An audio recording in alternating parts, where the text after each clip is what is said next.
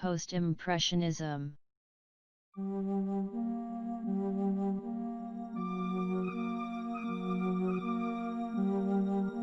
Post-impressionism, also spelled post-impressionism, is a predominantly French art movement that developed roughly between 1886 and 1905, from the last Impressionist exhibition to the birth of Fauvism. Post-impressionism emerged as a reaction against Impressionists' concern for the naturalistic depiction of light and color. Due to its broad emphasis on abstract qualities or symbolic content, Post-impressionism encompasses Les Nabis, Neo-Impressionism, Symbolism, Cloisonnism, Pont-Aven School, and Synthetism, along with some later Impressionists' work. The movement was led by Paul Cézanne, known as father of Post-impressionism, Paul Gauguin, Vincent van Gogh, and Georges Seurat. The term post-impressionism was first used by art critic Roger Friesz in 1906. Critic Frank Rutter, in a review of the Salon d'Automne published in Art News, October 15, 1910, described Othon Friesz as a post-impressionist leader. There was also an advert for the show The Post-Impressionists of France. 3 weeks later, Roger Friesz used the term again when he organized the 1910 exhibition, Manet and the Post-Impressionists, defining it as the development of French art since Manet. Post-Impressionists extended Impressionism while rejecting its limitations. They continued using vivid colors, often thick application of paint, and real-life subject matter, but were more inclined to emphasize geometric forms, distort form for expressive effect, and use unnatural or arbitrary color.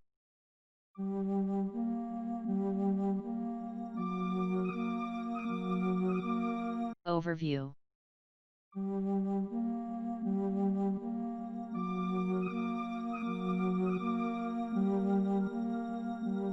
The Post-Impressionists were dissatisfied with what they felt was the triviality of subject matter and the loss of structure in Impressionist paintings, though they did not agree on the way forward.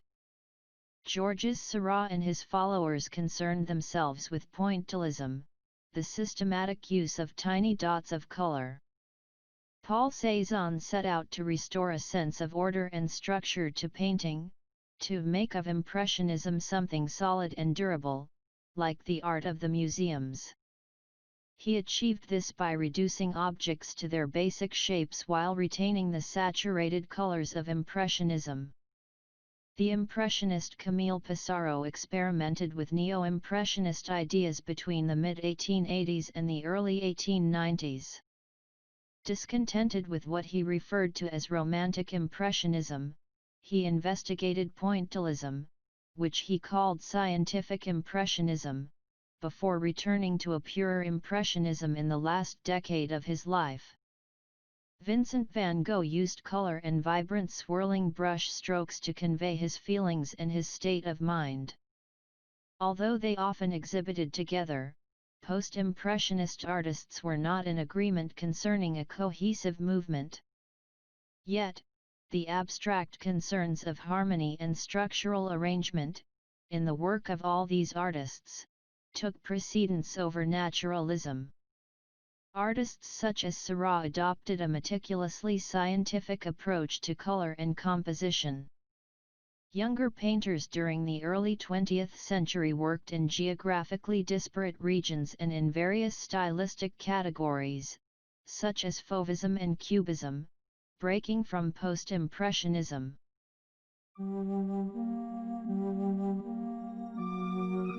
Defining Post-Impressionism.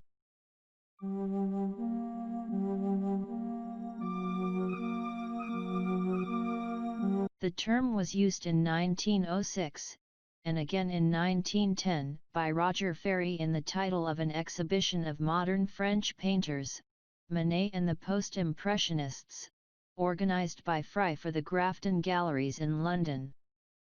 3 weeks before Friesz's show, art critic Frank Rutter had put the term post-impressionist in print in Art News of October 15, 1910, during a review of the Salon d'Automne, where he described Othon Friesz as a post-impressionist leader. There was also an advert in the journal for the show The Post-Impressionists of France. Most of the artists in Friesz's exhibition were younger than the Impressionists. Friesz later explained, for purposes of convenience, it was necessary to give these artists a name, and I chose, as being the vaguest and most non-committal, the name of Post-Impressionism. This merely stated their position in time relatively to the Impressionist movement. John Rewald limited the scope to the years between 1886 and 1892 in his pioneering publication on Post-Impressionism, From Van Gogh to Gauguin, 1956. Rewald considered this a continuation of his 1946 study, History of Impressionism, and pointed out that a subsequent volume dedicated to the second half of the post-impressionist period, Post-Impressionism, from Gauguin to Matisse, was to follow. This volume would extend the period covered to other artistic movements derived from Impressionism, though confined to the late 19th and early 20th centuries. Rewald focused on such outstanding early post-impressionists active in France as Van Gogh, Gauguin, Seurat, and Redon. He explored their relationships as well as the artistic circles they frequented, or were in opposition to, including Neo-Impressionism, ridiculed by contemporary art critics as well as artists as pointillism. Seurat and Signac would have preferred other terms, divisionism for example. Cloisonnism, a short-lived term introduced in 1888 by the art critic Édouard Dujardin, was to promote the work of Louis Ainquetin, and was later also applied to contemporary works of his friend Émile Bernard. Synthetism, another short-lived term coined in 1889 to distinguish recent works of Gauguin and Bernard from that of more traditional Impressionists exhibiting with them at the Café Volpini. Pont-Aven School, implying little more than that the artists involved had been working for a while in Pont-Aven or elsewhere in Brittany. Symbolism, a term highly welcomed by vanguard critics in 1891, when Gauguin dropped Synthetism as soon as he was acclaimed to be the leader of Symbolism in painting.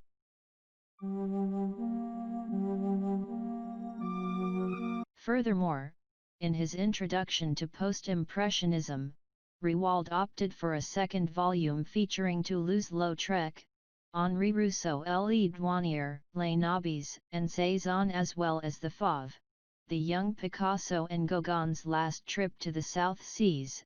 It was to expand the period covered at least into the first decade of the 20th century, yet this second volume remained unfinished. Reviews and adjustments.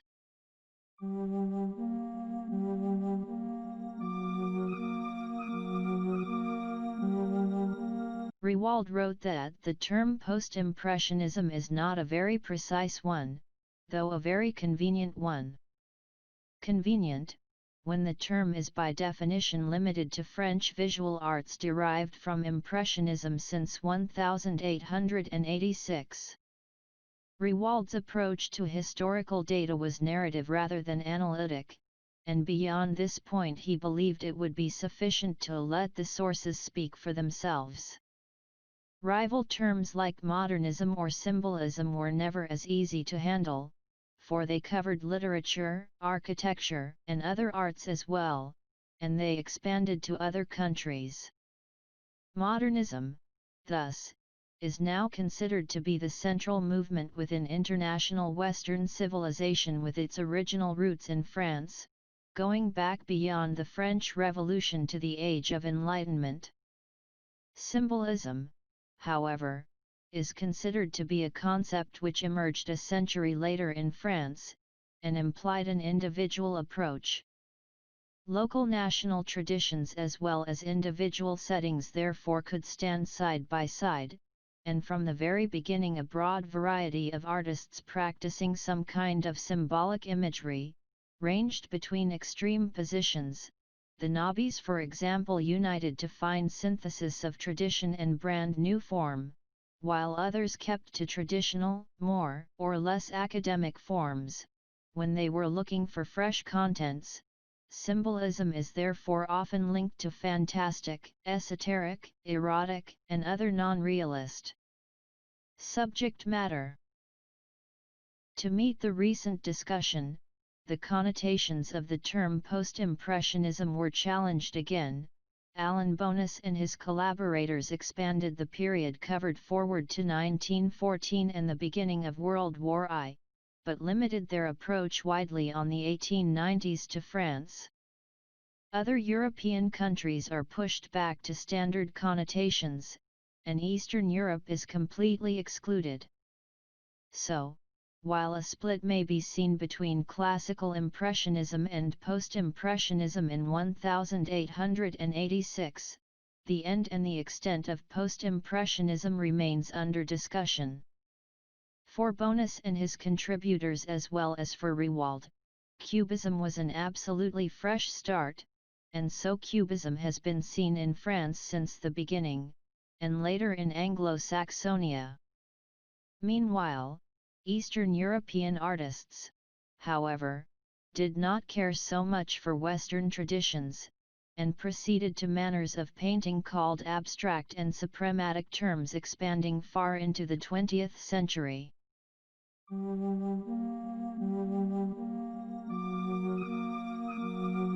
According to the present state of discussion, Post-impressionism is a term best used within Rewald's definition in a strictly historical manner, concentrating on French art between 1886 and 1914, and reconsidering the altered positions of Impressionist painters like Claude Monet, Camille Pissarro, Auguste Renoir, and others, as well as all new schools and movements at the turn of the century, from Cloisonnism to Cubism. The declarations of war, in July/August 1914, indicate probably far more than the beginning of a world war. They signal a major break in European cultural history, too. Along with general art history information given about post-impressionism works, there are many museums that offer additional history, information, and gallery works, both online and in-house, that can help viewers understand a deeper meaning of post-impressionism in terms of fine art and traditional art applications.